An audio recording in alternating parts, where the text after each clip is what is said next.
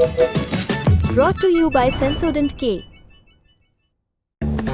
बस बैक नहीं आया। SLS पैराफिन और दूध का करंट भी कौन? तो लाइफ का करंट ऑन। कुछ भी। तो ट्राई करके देख ले। Sensodyne K toothpaste for sensitive teeth. Arvind Aligarh के रहने वाले हैं, 35 साल के हैं और कुछ महीने पहले उन्हें अपने पेट के पास एक छोटी सी गांठ महसूस हुई।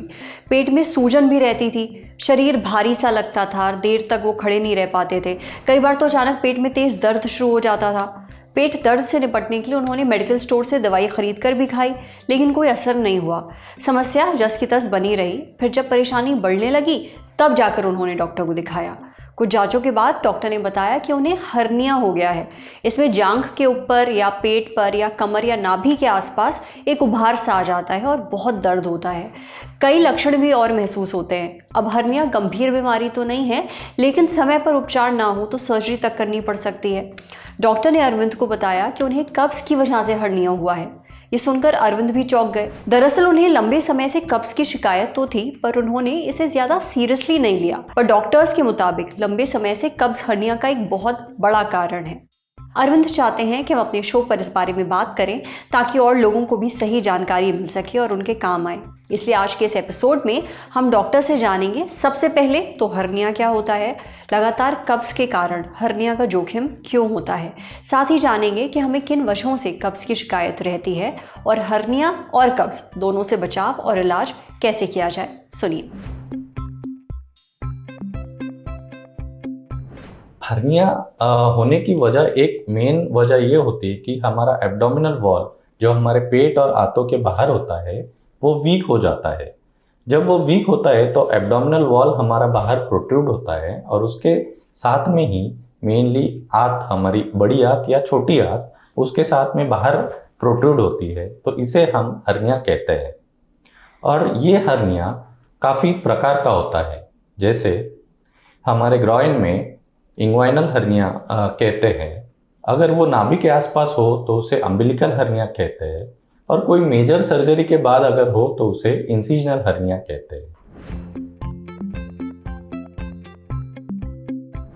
ये समझने के लिए हमें ये समझना चाहिए कि हर्निया के क्या क्या रिस्क फैक्टर्स होते हैं। सबसे पहला और जो कॉमन रिस्क फैक्टर होता है वो लगातार बनी हुई कब्ज होता है। अगर कोई कब्ज बहुत सालों से किसी को है तो उसकी वजह से हमारा इंट्रा एब्डोमिनल प्रेशर बढ़ के हमारा एब्डोमिनल वॉल वीक हो जाता है और उसके वजह से हर्निया हो सकता है। और दूसरे इसके साथ कई रिस्क फैक्टर्स होते हैं, जैसे क्रॉनिक कफ, प्रेगनेंसी के बाद और कोई मेजर सर्जरी के बाद। अभी कब्ज होने के काफ़ी रीजंस होते हैं। सबसे मेन रीज़न होता है कि एज रिलेटेड कब्ज होती है, जिसकी वजह से हमारे आंत की जो गति होती है वो कम होती है।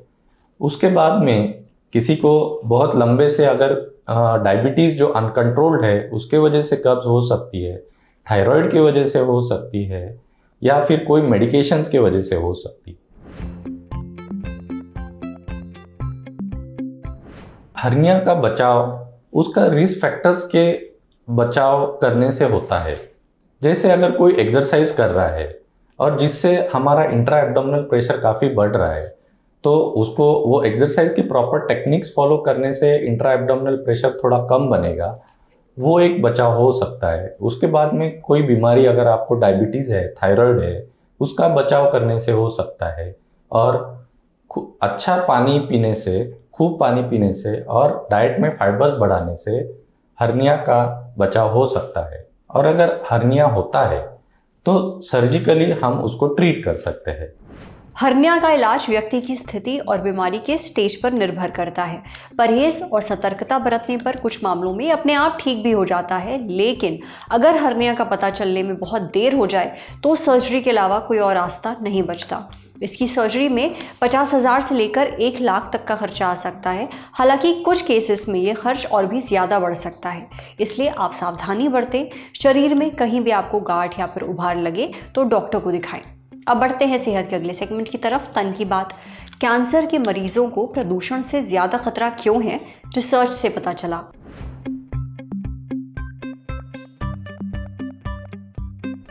प्रदूषण हम सभी के लिए बहुत खतरनाक है। इससे सांस से जुड़ी बीमारियां होती हैं, लेकिन कैंसर के मरीजों के लिए खतरा और भी बड़ा है। एक रिसर्च से पता चला है कि जिन कैंसर के मरीजों के आसपास वायु प्रदूषण यानी कि एयर पोल्यूशन बहुत ज़्यादा है, उनमें दिल से जुड़ी बीमारियां और मौत का जोखिम अधिक होता है। रिसर्च को journal of the American college of cardiology में छापा गया है और इसके लिए रिसर्चर्स ने 2002 से 2023 के बीच छपे कुल 8 रिसर्च पेपर्स की समीक्षा की। इन पेपर्स में दिल की बीमारियों और कैंसर में वायु प्रदूषण का प्रभाव देखा गया था। कुल 1 करोड़ से ज़्यादा लोग इस स्टडी का हिस्सा रहे हैं। इस स्टडी से पता चला कि अगर कैंसर का कोई मरीज ऐसी जगह पर रहता है जहां वायु प्रदूषण बहुत ज़्यादा है, ऐसे में उन्हें दिल से जुड़ी बीमारियां और मौत का खतरा अधिक है। दरअसल प्रदूषण में PM 2.5 पाया जाता है। अब PM यानी कि पर्टिकुलेट मैटर, ये धूल, मिट्टी और केमिकल वगैरह के छोटे छोटे कण होते हैं जो हर वक्त हवा में मौजूद रहते हैं। ये कण बहुत बारीक होते हैं। जब हम प्रदूषण में सांस लेते हैं तब ये कण हमारे शरीर में पहुंच जाते हैं, पहले फेफड़ों में और फिर फेफड़े से होते हुए खून में मिल जाते हैं। इसके बाद ये खून के जरिए शरीर के सेल्स तक पहुंच जाते हैं। PM 2.5 के ये महीन कण हमारे शरीर के डिटॉक्सिफिकेशन प्रोसेस को कमज़ोर कर देते हैं, यानी शरीर अंदर की गंदगी सही से साफ नहीं कर पाता। साथ ही शरीर में इन्फ्लेमेशन यानी अंदरूनी सूजन को दूर करने की जो क्षमता है वो भी एकदम कम हो जाती है, जिससे कैंसर के मरीजों में कार्डियोवैस्कुलर डिजीजेस यानी दिल से जुड़ी परेशानियां बढ़ जाती हैं। रिसर्च से एक बात और पता चली, अब तक कैंसर के मरीजों में मौत का सबसे बड़ा कारण खुद कैंसर था या उसके कारण होने वाले इन्फेक्शंस, लेकिन अब एक बदलाव देखा गया है। कैंसर के मरीज इन्फेक्शन से ज़्यादा दिल की बीमारियों से मर रहे हैं। साल 2017 में 40% से ज़्यादा कैंसर मरीजों की मौत दिल की बीमारियों के कारण हुई। इन बीमारियों की सबसे बड़ी वजह प्रदूषण है। प्रदूषण चाहे ज़्यादा हो या कम, ये दिल पर गंभीर असर डालता है। ऐसे में अगर कोई कैंसर का मरीज़ है तो कोशिश करे कि जब भी वो घर से बाहर निकले तो मास्क लगाए, एयर प्योरीफायर का इस्तेमाल करे, पूरी कोशिश करे कि धूल मिट्टी के कण या PM 2.5 आपके शरीर के अंदर ना जा पाए। समझे? अब बारी है सेहत के आखिरी सेगमेंट की, खुराक यानी झक्कासी हेल्थ टिप। वजन घटाने के लिए चावल खाना ज़्यादा फायदेमंद है या रोटी? वेट लॉस में चावल खाना ज़्यादा बेहतर है या रोटी? ये सवाल हर उस इंसान के मन में ज़रूर आता है जो वज़न घटाने की कोशिश करता है। अब ये दोनों ही चीज़ें हमारे घरों में लगभग रोज़ बनती हैं और हमारी डाइट का एक बहुत ही अहम हिस्सा है। वेट लॉस के लिए चावल सही है या रोटी, ये हमें बताया डाइटिशियन कौशिकी गुप्ता ने। डाइटिशियन कौशिकी बताती हैं कि गेहूं और चावल में पोषक तत्वों की मात्रा लगभग एक जैसी होती है। गेहूं की एक मीडियम साइज रोटी और एक कटोरी चावल की तुलना करें तो एक रोटी में करीब 130 कैलोरीज होती हैं, वहीं एक कटोरी पके चावल में 106 कैलोरीज, यानी दोनों में बहुत ज़्यादा फर्क तो नहीं है। 2 रोटी और 100 ग्राम पके चावल की कैलोरी लगभग बराबर होती है। कार्ब्स की बात करें तो रोटी में 28 ग्राम कार्बोहाइड्रेट होते हैं, वहीं चावल में 22 ग्राम। वजन घटाने के दौरान कार्ब्स पूरी तरह से बंद नहीं करना चाहिए। ये हमें एनर्जी देते हैं, हमारा मूड अच्छा रखते हैं और नींद की क्वालिटी सुधारते हैं।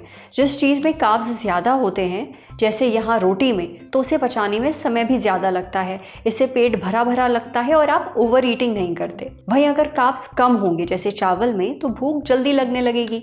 इसलिए अक्सर लोग वेट लॉस करते वक्त चावल खाना छोड़ देते हैं। हालांकि अगर आपका पेट ठीक नहीं रहता है तो आपके लिए चावल बेहतर विकल्प है। चावल की तुलना में रोटी में प्रोटीन और फाइबर की मात्रा थोड़ी ज़्यादा होती है, इससे हमारा डाइजेशन अच्छा रहता है। चावल और रोटी में मुख्य फ़र्क सोडियम का है। रोटी में सोडियम की मात्रा ज़्यादा होती है। 120 ग्राम गेहूं के आटे में 190 मिलीग्राम सोडियम होता है, वहीं चावल में सोडियम की मात्रा ना के बराबर होती है। इसलिए अगर आपको कोई ऐसी बीमारी है जिसमें सोडियम लेना मना है तो आप रोटी के बजाय चावल खाइए। इसके अलावा हमारे फूड हैबिट्स भी होते हैं, यानी कुछ लोगों के यहाँ रोटी ज़्यादा बनती है, कुछ के यहाँ चावल। आप दोनों में से कुछ भी खा सकते हैं, लेकिन ज़रूरी है कि पोर्शन कंट्रोल करें, यानी सीमित मात्रा में खाएं। अक्सर लोग प्लेट भर के चावल खाते हैं, ये मत करिए। चावल कम खाइए और उसे कटोरी में निकालिए। अगर पेट नहीं भरता है तो चावल के साथ आप सब्जी और दाल ज़्यादा खाइए। इससे आपको दूसरे पोषक तत्व भी मिलेंगे और आपका वेट लॉस भी होगा। जो लोग रोटी खाते हैं उनके लिए मल्टीग्रेन रोटी ज़्यादा फायदेमंद रहेगी। मल्टीग्रेन यानी जिसमें कई तरह के अनाज हों, जैसे ज्वार, बाजरा, रागी वगैरह। इससे खूब पोषण तो मिलता ही है भूख भी कंट्रोल होती है। डायबिटीज़ के मरीजों को रोटी खानी चाहिए। दरअसल वाइट राइस का ग्लाइसेमिक इंडेक्स आटे की तुलना में ज़्यादा होता है, यानी कार्बोहाइड्रेट जल्दी ग्लूकोज में नहीं बदलता, इसलिए शुगर बढ़ने का खतरा भी ज़्यादा होता है। कुल मिलाकर अगर आप वज़न घटाने की कोशिश कर रहे हैं तो आपको चावल और रोटी से परहेज़ करने की ज़रूरत नहीं है, बस सही मात्रा में आप दोनों खा सकते हैं। आज सेहत पर इतना ही। अगर आप एक डॉक्टर हैं, हमसे कुछ शेयर करना चाहते हैं तो जो ईमेल आईडी इस वक्त आपको अपनी स्क्रीन पर दिख रही है उस पर हमें एक मेल भेज दीजिए। शुक्रिया।